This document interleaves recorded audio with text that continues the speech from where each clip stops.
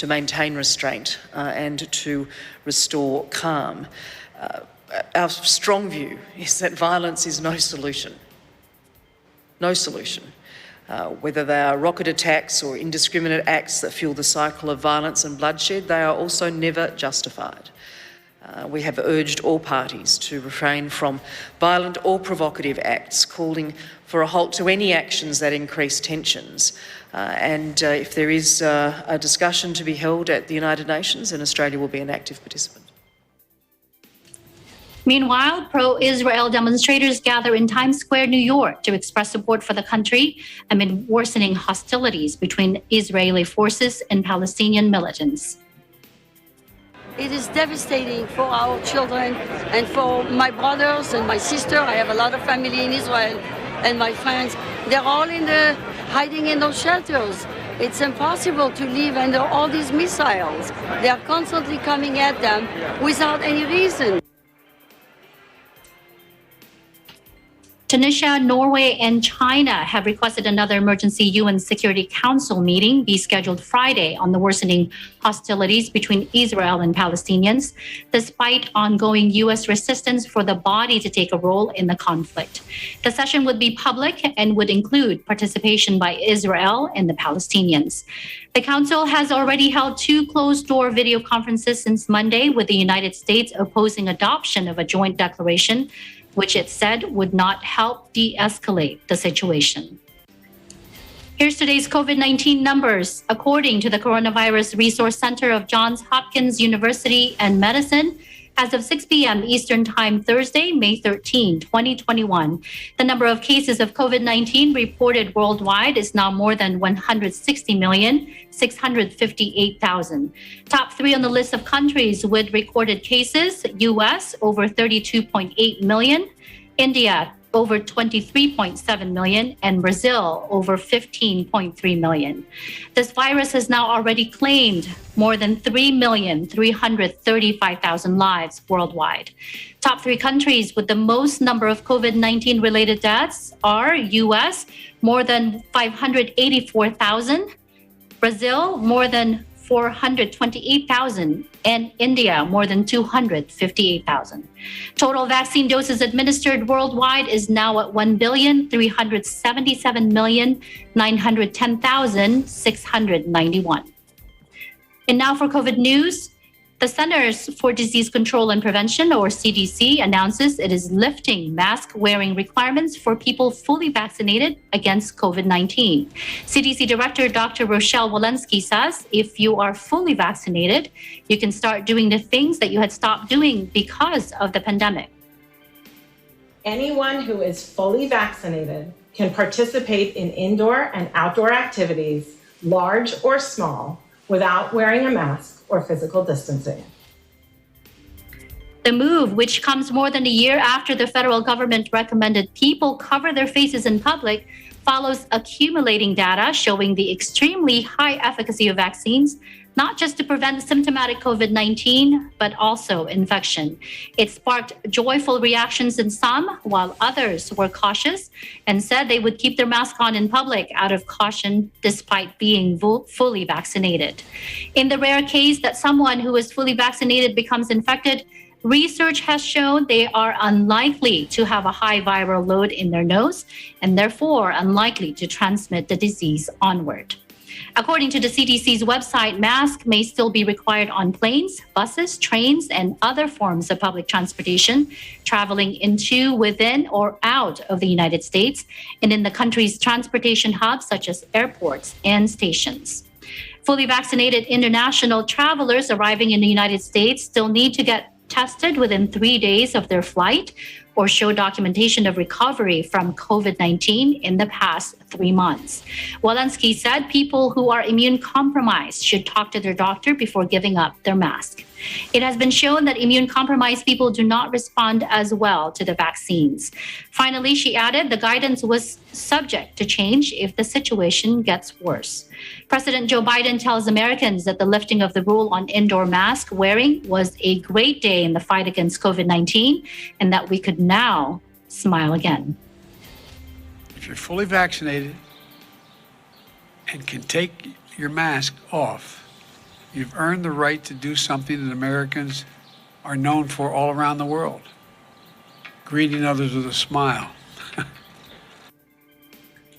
Still in Washington, President Joe Biden encourages children aged 12 to 15 to get vaccinated against COVID-19 as soon as possible, now that the Food and Drug Administration has authorized the Pfizer shot for their age group.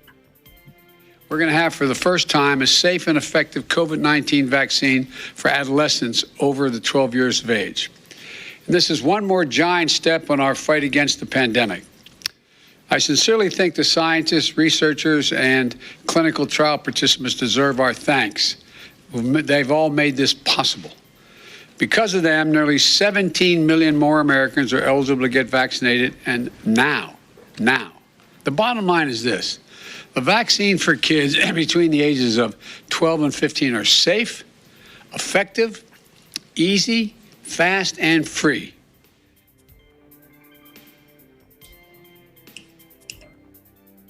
In Panama, contrary to the U.S. lifting its mask mandate, the Central American nation is requiring anyone using public transport to wear a face mask and a face shield. In Panama, only 1 in 8 people has received the COVID vaccine. Thus, the country is still not out of the woods until a majority of its population have been vaccinated. Eagle News correspondent May Davila has the details. Beginning May 17, the use of face shield and masks in public transport, metro train, and metro buses will be mandatory as part of measures implemented by the Ministerio de Salud or MINSA in its attempt to stop the spread of COVID-19 virus. MINSA also announces that from that date, the increase of up to 80% of passenger capacity in public transport will be implemented. Epidemiologist Arturo Rebollion says the facial screen, in addition to the mask, is a recommendation made since June of last year. Since then, face screens have already been widely distributed by MINSA and civic organizations in high-risk sites. He affirms that with the mask, the face shield, and people refraining from speaking, the risk remains low even when there is congestion in public transportation. Thus, its use within the metro bus and the subway is mandatory. Face shields are used in high-risk places such as hospitals. Wearing a mask and screen protects from more than 90% of the infection risk. People are advised not to talk, eat, nor drink inside public transportation because the virus is transmitted by air. When someone speaks, the microdroplets that come out can fly a certain distance and infect a nearby person without a face screen. According to Rebollion, although data from MINSA says that some 500,000 people have already received the first and second doses of the vaccine, it does not mean they already have better control of the contagion. He explains that the level of herd immunity must be above 70%. With 500,000 people vaccinated, only 1 out of every 8 Panamanians have been vaccinated, while there should be at least 8 out of 10 vaccinated to achieve herd immunity. Desde Ciudad de Panama, May Davila, Eagle News, vivimos en tiempos interesantes. Thank you, May, for that update. Up next, updates from New York, New Jersey, and Mississippi. Eagle News America continues.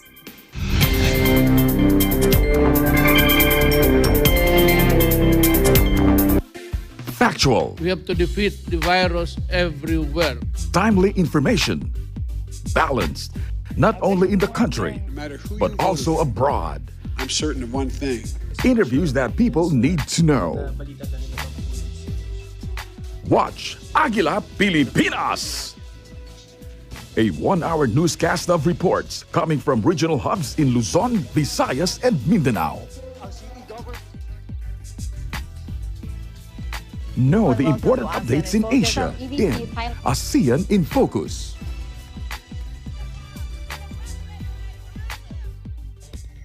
Track the latest stories in the provinces in Aguila Probinsya.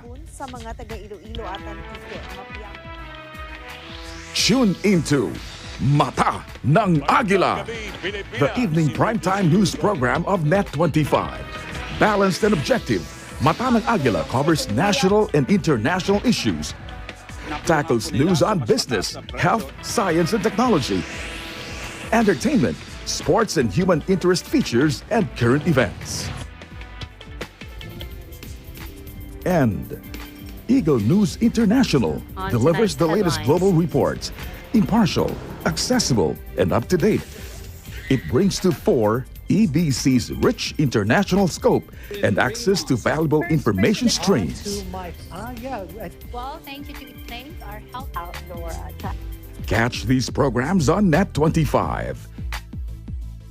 You can also watch our news programs through eaglenews.ph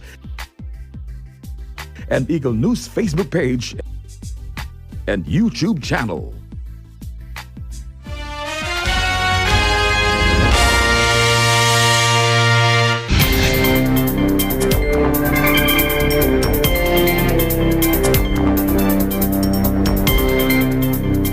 You're watching Eagle News America. I'm Anna Kui in Las Vegas.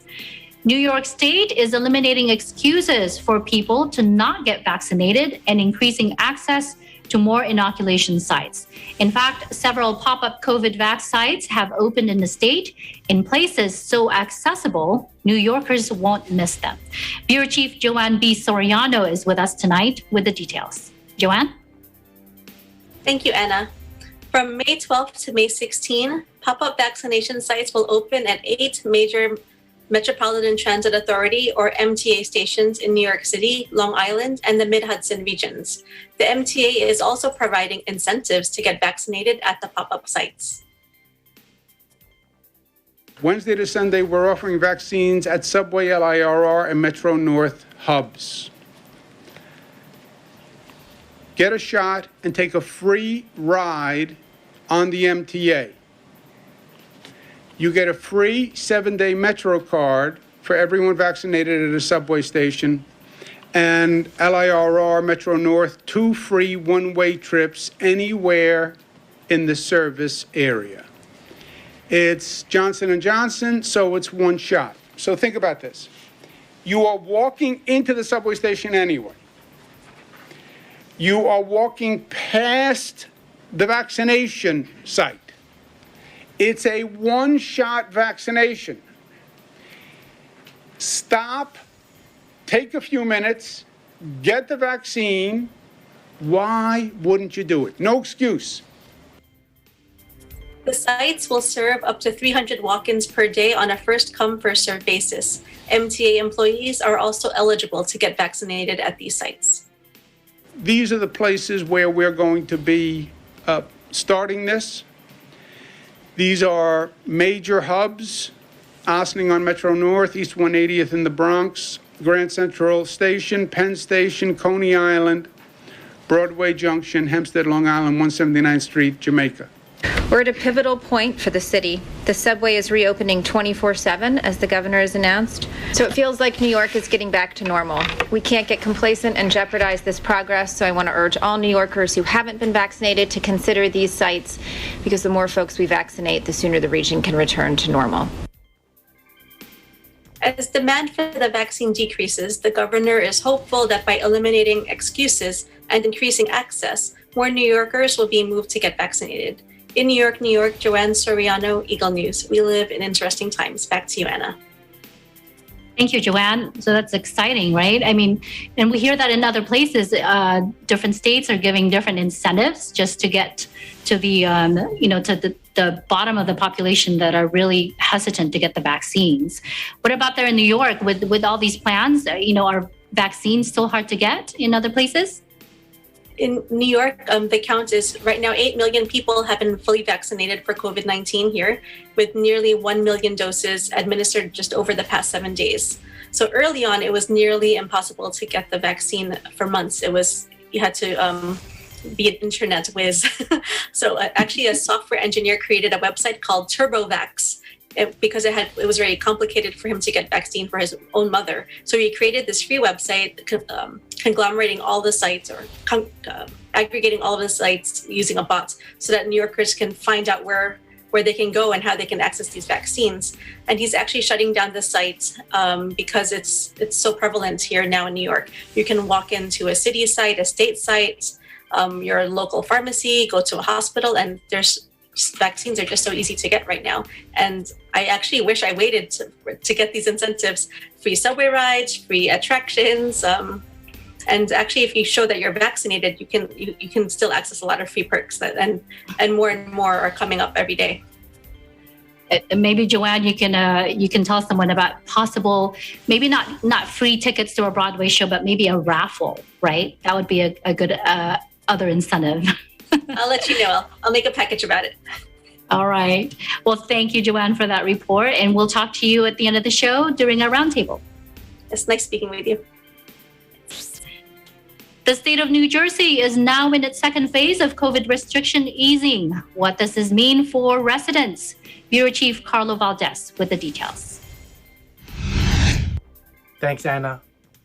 Governor Murphy signed Executive Order number 239, which moves forward the COVID-19 restrictions that were announced last week. The easing includes complete removal of the outdoor gathering limit, an increased gathering limit, the complete removal of all percentage-based capacity limits for indoor businesses, outdoor businesses, and houses of worship, and an increased indoor large venue capacity. In addition, the prohibition on indoor interstate youth sports competitions is being lifted. Governor Murphy said, "Throughout the pandemic, data and public health needs have guided the hard decisions we've made on COVID-19 restrictions. With COVID-19 metrics trending in the right directions, amid substantial progress on our COVID-19 vaccination program, we can move forward with these significant steps towards a return to normalcy." And as for coronavirus stats and numbers, New Jersey reports of 820 new positive PCR tests, pushing the total to 881,991. Sadly, New Jersey is reporting 26 new confirmed deaths, pushing the total to 23,258 lives lost. In Union Township, New Jersey, Carlo Valdez, Eagle News, we live in interesting times. Back to you, Anna. Thank you, Carlo, for that update. Mississippi does not need it anymore. We're talking about the federal unemployment supplement used to assist jobless residents impacted by the pandemic. So the state is saying no to it. In Biloxi, Mississippi Eagle News correspondent Samantha Ilagan tells us why. Thank you, Anna, and hello from Biloxi, Mississippi. On Monday, Governor Tate Reeves announced that the Mississippi will stop accepting supplemental unemployment benefits from the federal government starting June 12th of this year. Governor Reeves said that the purpose of unemployment benefits is to temporarily assist Mississippians who are unemployed through no fault of their own, but as a result of the pandemic. He posted on social media that after many conversations over the last several weeks with Mississippi small business owners and their employees, it has become clear that the pandemic unemployment assistance and other similar programs passed by the Congress may have been necessary in May of last year, but are no longer in the May of this year. The federal supplement gives $300 per week per person, but the governor informed that the Mississippi Department of Employment Security that the state will opt out of this additional benefit. Mississippi House Speaker Philip Gunn wrote to Reeves on Monday explaining that he and other lawmakers have heard from increasingly desperate business owners regarding many available jobs that cannot get filled because the unemployed are earning more from combined federal and state benefits compared to normal wages. This letter from House Speaker Gunn was posted on Twitter by Representative Nick Payne on Monday, who stated, "I joined the Speaker of the House and other House members urging Governor Reeves to take the steps necessary to get people back to work, or if not, and Mississippi's participation in federal COVID-19 unemployed benefits." The governor also directed the Department of Employment Security to require unemployed persons to document that he or she is searching for work in order to qualify for unemployment benefits. This was a policy that was waived last year due to the pandemic. Stay tuned to Eagle News for further updates. Meanwhile, I hope you are staying safe and healthy in your part of the world. In Biloxi, Mississippi, I'm Samantha Ilagan, Eagle News. We live in interesting times. Back to you, Anna. Thank you, Samantha, for your report. Now, still to come, updates from California, Washington, and business news. Eagle News America will continue.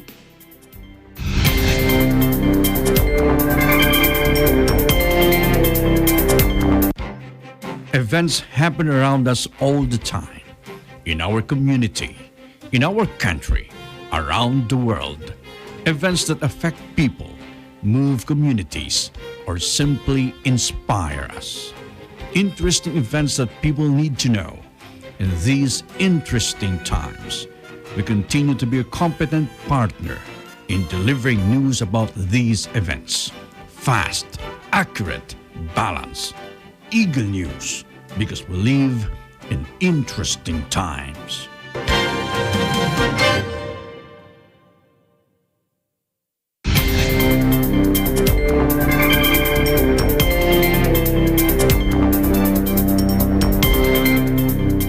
This is Eagle News America. I'm Anna Cui in Las Vegas.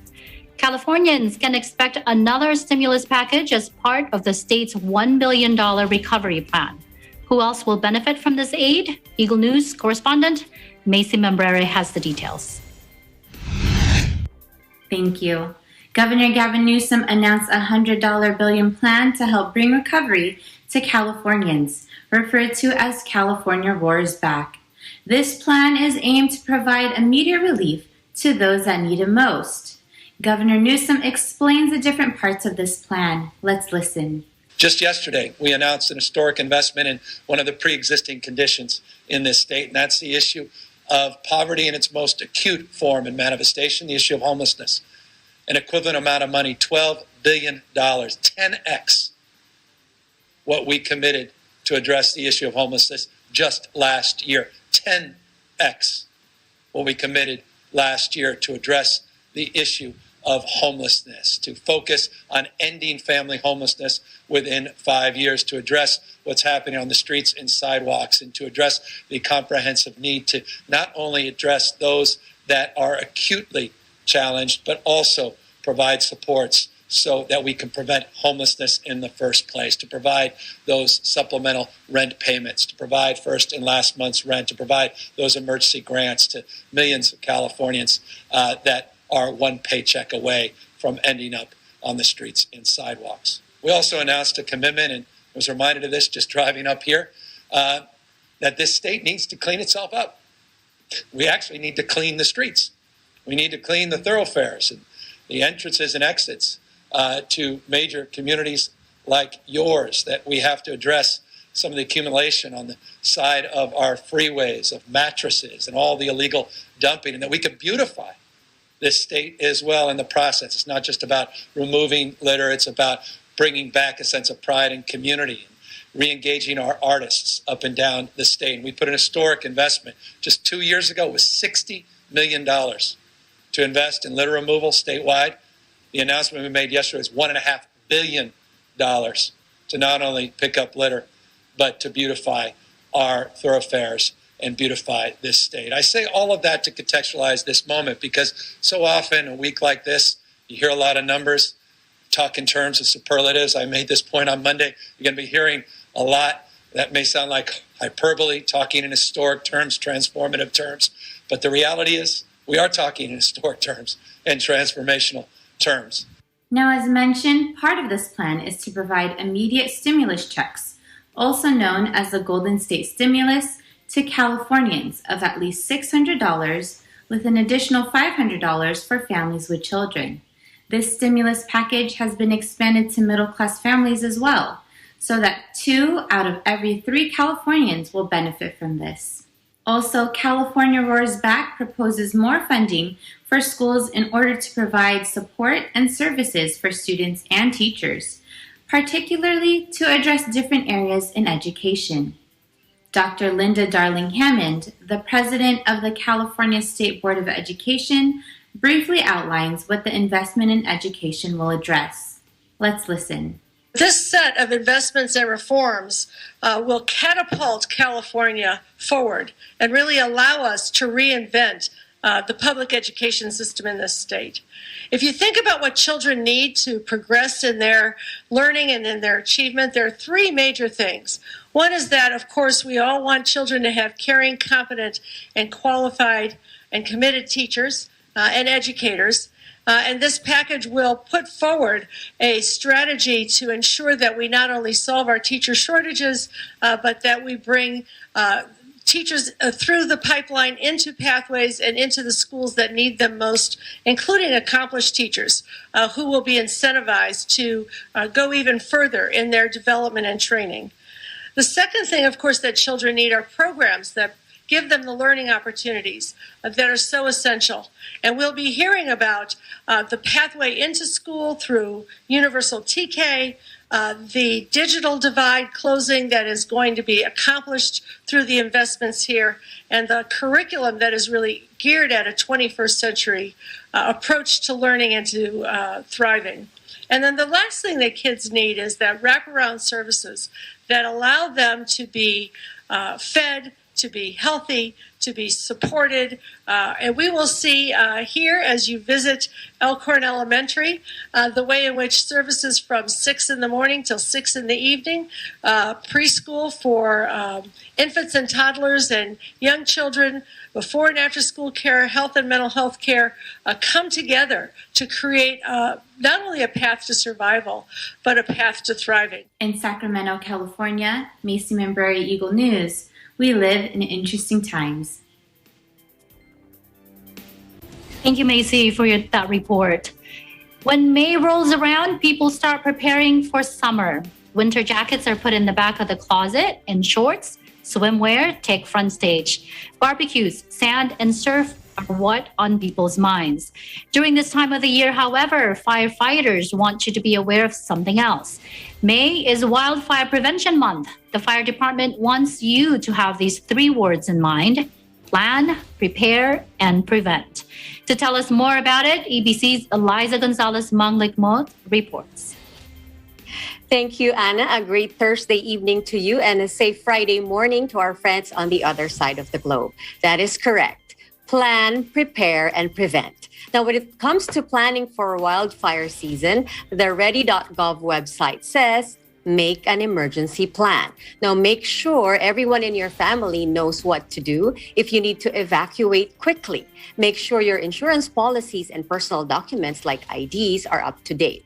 Make copies and keep them in a secure, password-protected digital space. Also, it is advised to have several ways to receive alerts, such as the FEMA app, the alerts from the National Weather Service, and always pay attention to air quality alerts. Now, prepare your home and supplies by using fire-resistant materials to build, renovate, or make repairs.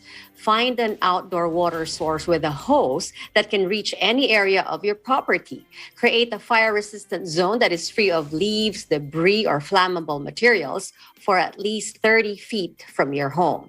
We should designate a room that can be closed off from outside air. Close all doors and windows. Set up a portable air cleaner to keep indoor pollution levels low when smoky conditions exist. Now, have enough supplies such as medications, disinfectant supplies, masks, pet supplies, if you have pets, in your go bag or car trunk. Ready.gov says being prepared allows you to address smaller medical issues at home, alleviating the burden on urgent care centers and hospitals, especially if there's a lot of those affected. Now, keep your cell phone charged and purchase backup charging devices to power electronics. Now, when it comes to preventing wildfires, according to the National Interagency Fire Center, the national average of human-caused wildfires comprises 87% of all wildfire occurrences every year. Now, most of these fires can be prevented. Some tips they gave is to learn how to properly use outdoor equipment, burn debris safely, start, maintain, and extinguish a campfire, maintain a vehicle and tow safely, and practice fire-safe target shooting, to name a few. Currently, it is at 65 degrees or 18 degrees Celsius in the nation's capital. In Washington, Eliza Gonzalez-Manglikmot, Eagle News, we live in interesting times. Back to you, Anna. Thank you, Eliza, for that report. And we hope to see you at the end of the show during our roundtable. Looking forward to it, Anna.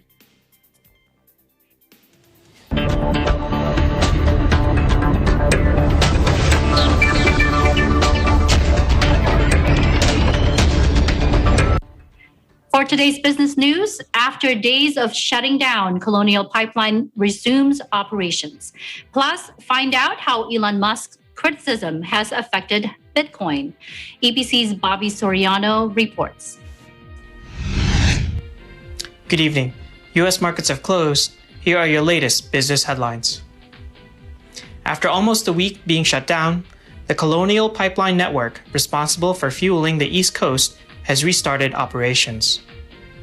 The announcement last night that the network was once again delivering fuel came after a ransomware attack by a criminal gang known as DarkSide forced the company to shut down their network last Friday, leaving drivers in states such as Virginia, Georgia, and North Carolina unable to find gas in much of the region.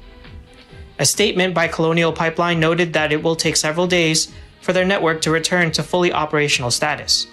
But the company did not say what part of its network was hit by the ransomware attack, nor whether or not the company actually paid the ransom.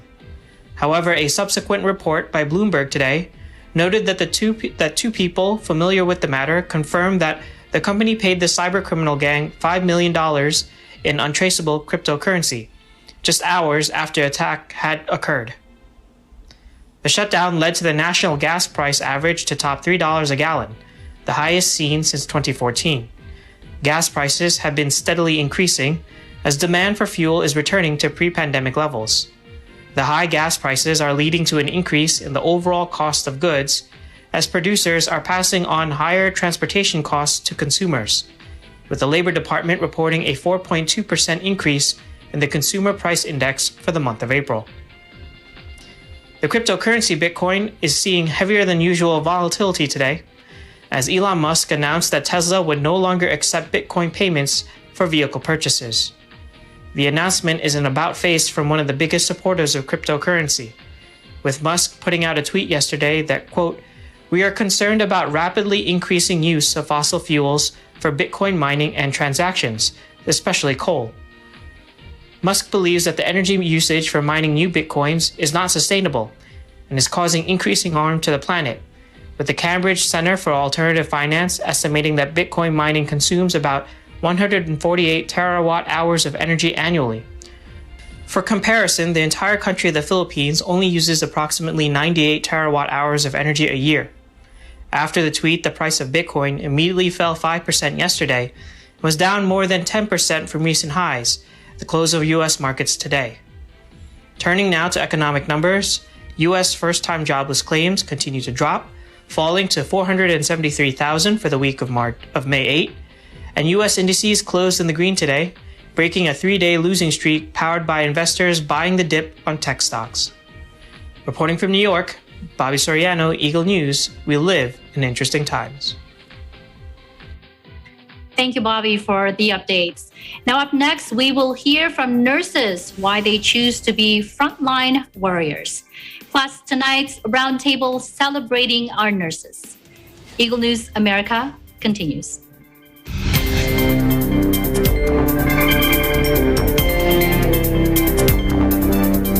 Paano ba nakakatulong ang mga bangko sa pagninegosyo sa panahon ng pandemya? Ano nga ba ang serbisyo ng mga bangko na maaaring gamitin ng MSMEs para mapalago ang kanilang mga negosyo sa gitna ng krisis sa COVID? In this episode, we will talk about cash management system, which now has become a must-have platform for businesses to help track their finances and ensure their business goals remain on track. The most important for us would be the bank that would have the most comprehensive products, which will serve our needs. When you get into cash management, those are two super basic stuff that you would need. The government payments and at least man lang the fund transfers, which is basically PesoNet and InstaPay. So kahit konti o marami kang pera, kailangan mong bayad ng supplier. Pag-uusapan din natin ang DigiBanker for small to medium business ng Security Bank in this episode of Open for Business. Hey there, Arnie Aquino here at Hatley Castle, one of the filming locations for the X-Men series. Don't forget to tune in to Digital Nest only on Net25.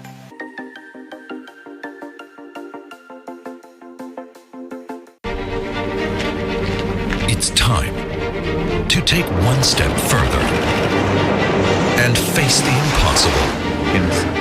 Time to search the unknown and fight for the truth. Time to overcome boundaries and connect the world. It's time for DW News. Start up your weekday mornings with edutainment, news, and information kasama ang inyong paboritong Net25 shows. Samahan ang inyong paboritong morning barkada sa Pambansang Almusal at 5 a.m. Tatalakayin mga pangunahing balita sa pagtutulungan ng Radyo Agila at Net25. Samahan si Weng de la Fuente sa Balitalakayan, 7 a.m. Saganang Mamamayan at 8 a.m. NHK World at 9 a.m. Eagle News International at 10 a.m. At mga balitang dapat niyong malaman mula sa Agila, Pilipinas at 11 a.m. This is your morning startup every weekday mornings only here on Net25.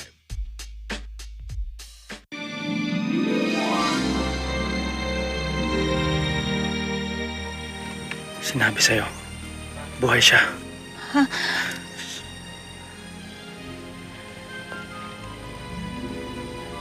Are you sure about this?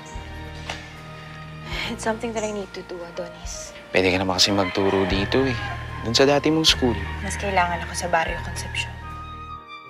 Welcome to Barrio Concepcion, Teacher Althea. Ito nga pala si Ruth. Sa kanya ka makikitira. Hi, teacher. Ben, Romeo? Yes, teacher. May itatanong lang sana ako. Bakit ka nga pala sumali sa klase? Mukha ka namang nakapagtapos ng college. Sabi nila, may amnesia ko kasi wala akong maalala. I don't even know who I am.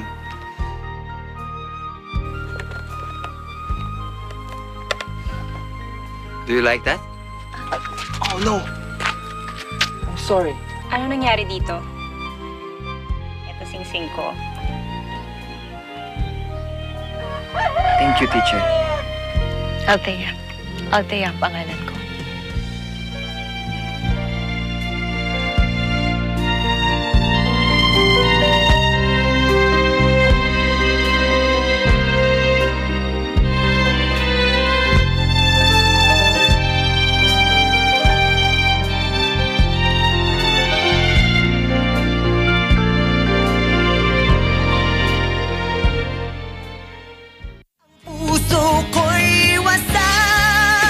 Ngayon ay naghihirap, dusa ay walang katulad, at ikaw pa rin ang hanap. Di ba sabi mo habang buhay tayo? Hello po mga idol, ako nga pala po si JC Regino, and abangan niyo po ako sa Letters and Music ngayong Sabado, May 15, 1 to 2 p.m. Dito lang po sa Net25. Kita-kits po tayo. Nawala nang tayo. Nawala nang tayo.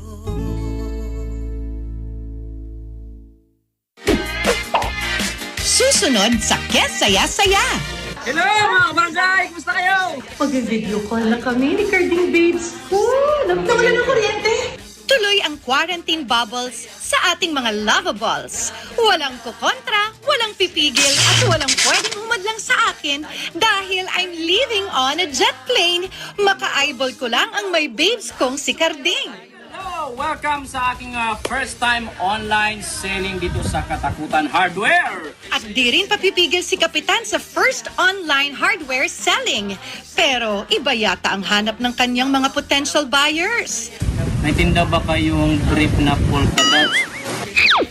At kahit anong gawin nyo, sisiguruhin ni Bebeng na magugupit niya ang mahabang kuko niya sa paa. Masakit man ito.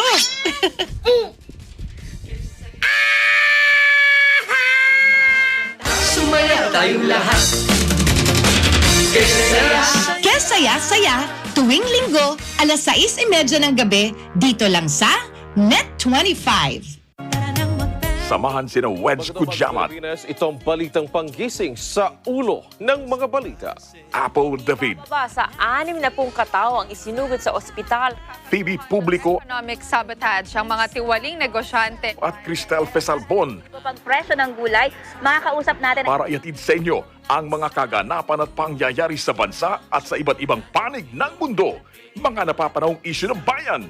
May balitang sports, entertainment at iba pang kaalaman. Simula Lunes hanggang Biyernes, alas 5 ng umaga sa paborito nyong morning show, Pambansang Almusal, dito sa Net 25. Pambansang Almusal.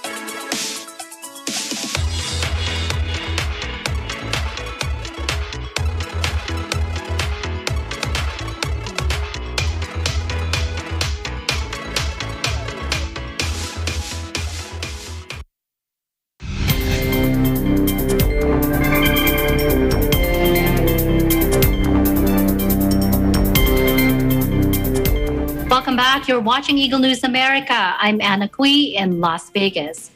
May 6th to the 12th is National Nurses Week, although a great number of us will probably agree that celebrating them deserves more than just 7 days.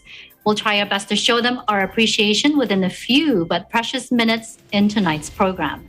Let's get to know some of our modern-day heroes who are considered our time's frontline warriors. Eagle News correspondent Nanita Manawis introduces us to several nurses as they share with us why they love what they do. Take a look. Nurses are indeed our unsung heroes. What they do are so remarkable. They see moments of joy, but they also see suffering and pain. It's Nurses Appreciation Week, so let's hear their stories. And most of all, let's say our big thank you to our unsung heroes. I'm Marlon Joseph Molina. I've been a nurse for over 20 years now. Hi, I'm Catherine Negrillo. I'm a nurse practitioner here in New York City, and I've been a nurse for over 20 years and a nurse practitioner for the last 4 years. My name is Doreen Cada, and I am a registered nurse, and I've been in the profession for more than 20 years. Hello, my name is Michael Bug, and I'm a registered nurse here in the San Antonio area, and I have been a registered nurse for almost 10 years. I actually liked the idea of being a nurse because you kind of practice both the art and sciences in nursing. Nursing has become such a big part of me that I actually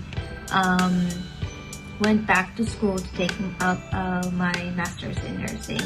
That is why I am a nurse practitioner today.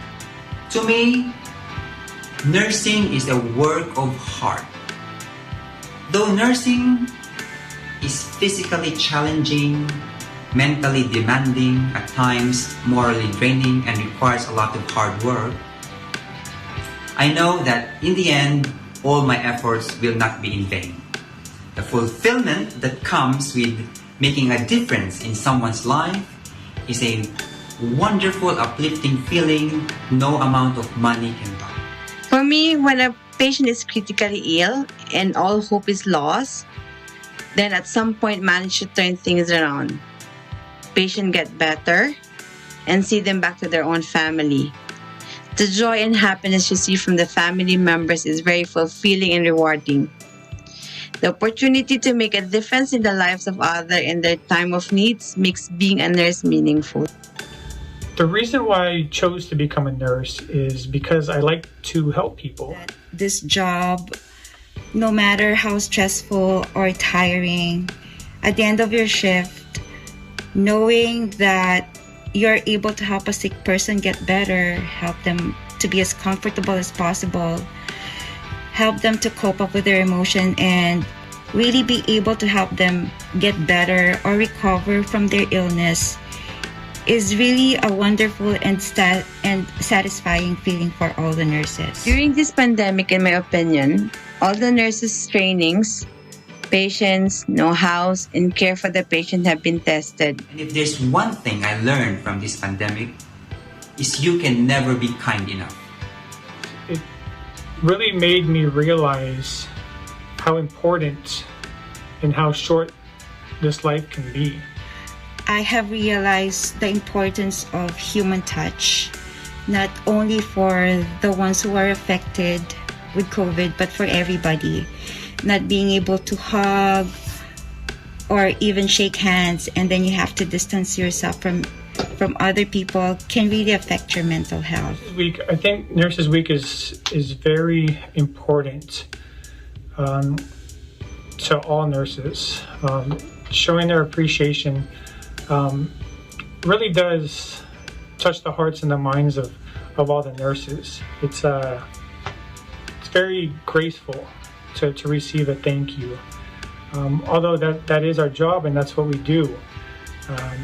But to hear that every now and then, it really does make you feel good, especially as a nurse. We really do appreciate those families or the patients who always say thank you, I appreciate you. They would send us cards and telling us how awesome we are and how grateful they are for the kind of care that we gave them or their families. So those little gestures really we do appreciate. For me, a simple smile and thank you made everything worthwhile.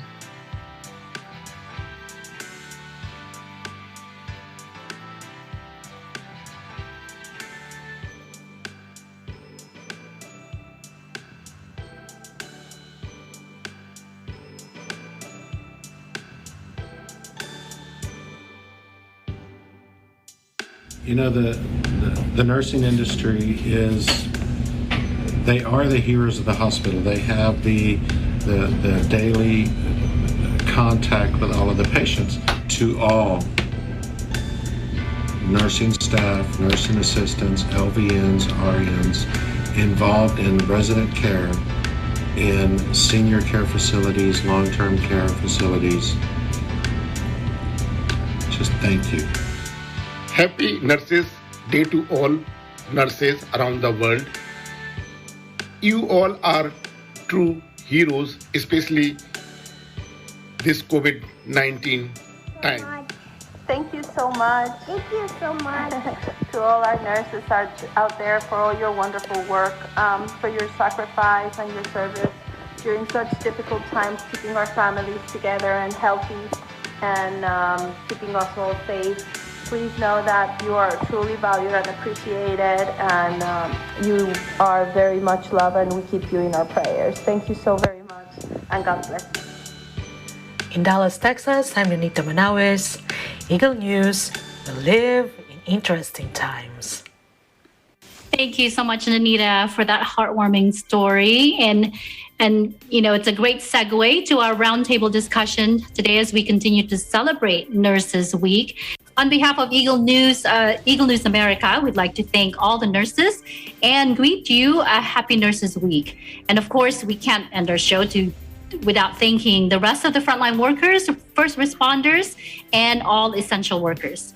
And join me, Joanne, and Eliza in giving them a much-deserved round of applause. We appreciate all of you for the things that you continue to do. That is today's Eagle News America. Thank you so much for joining us. I'm Anna Cui, and we live in interesting times.